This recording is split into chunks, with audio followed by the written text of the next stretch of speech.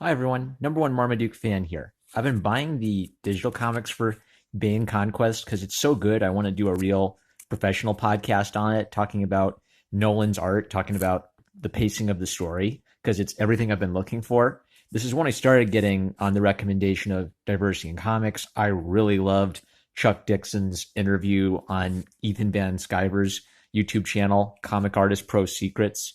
And I guess I'm just making this as a way of letting you know, hey, if you haven't picked this up, if you were like me and you just heard our boy Zach, Diversity in Comics, recommended a while ago, this is a really good comic. Go get this. This is 9 out of 12. Every issue has kicked butt, and you can dive in at any point, really, and still have a fun time. But I can't wait for the conclusion of this. It's just continually giving me everything I want. So I'm going to do a professional podcast on it, but I thought today I enjoyed this so much, I just give you a quick little storybook time. And the point is, I just want to give you just enough to whet your appetite, but it clips along. Tons of stuff happens.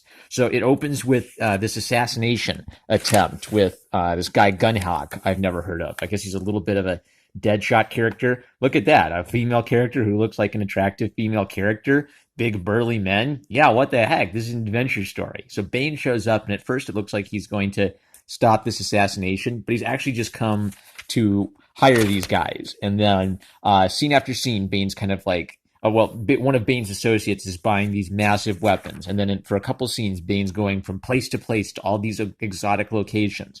And everything is quickly established. So he stopped an assassination, and now it's a den of high stakes gamblers. And immediately, boom, in comes Bane and grabs one of the gamblers and tells him he wants him to work for him. And then we change scenes, and then this guy is being about to be hung for murder, arson, fermenting revolution, and his captives are teasing him that they're going to hang him slow. And then before he can die, up shows Bane to rescue him and hire him. So boom, boom, boom. In one or two pages, each of these scenes gives us an interesting little setup. Den of gamblers, assassins, revolutionaries in Nigeria. And then Bane shows up, he recruits them, and he gathers his team. And after a little bit of that, he's gathered his A team. That even some of like the looks of some of the characters reminds me of that a little bit. And Bane describes the skinny. So in DC, their version of Hydra is Cobra with a K, and Cobra worships like this sort of demigod type of figure. And right now, their leader, the Naja Naja, is an infant, which means they're pretty weak right now. And Bane wants to completely conquer Cobra so that he can take his criminal empire to the next level. So you're kind of rooting for Bane because he's taking out all of these evil organizations, but he's doing it to kind of create a power vacuum and increase his own power on the world stage. And he comes off as kind of like this Batman type of character. He's a worthy adversary of Batman, both physically and intellectually. And he's devoting that to absolutely wrecking all of these evil organizations across the world. And there's this continual theme that Bane is ruthless. He's a villain. He's not like Batman, where Batman doesn't kill people. Bane does what it takes to increase his power on the world stage. And that's the kind of character he is. He comes off as a fascinating and cool, but evil villainous character. So after Bane's interrogated and got the information he needs, it just ends with the team being assembled, and they say sweet. So even though I didn't get to see this team go on an action adventure in this comic, every act of gathering them had action and adventure in it. So the total effect was, it was like 3 mini adventures just gathering the team to go on the next big adventure, which I'm now anticipating to be even bigger than just the adventure of gathering the team.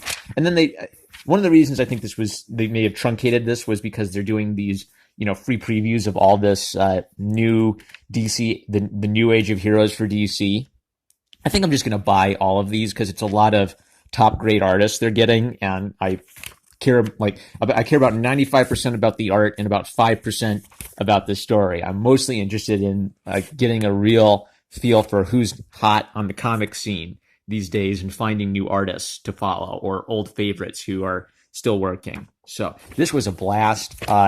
100%. Every issue of this is kicked butt. And what's nice is you could have a comic where maybe 1 or 2 issues kick butt, but it peters out after about 5 issues. This has been 9 issues of kicking my butt and feeling like a $3.99 purchase with each one. So go get this. Uh, use the hashtag Move the Needle, and if any of the comics YouTubers or comics Twitter people help convince you to go get a comic, mention who they are at the creators and at the store where you buy it. Please do let me know if any of my recommendations encourage you to get one of these comics. I'm on Twitter at NO1 Marmaduke Fan, and you can email me at no1marmaduke@gmail.com. Bane Conquest is a blast. Chuck Dixon is a cool guy, and Nolan brings this sort of cool, old school, cartoony style to a great old school action story. Love you guys. Catch you later.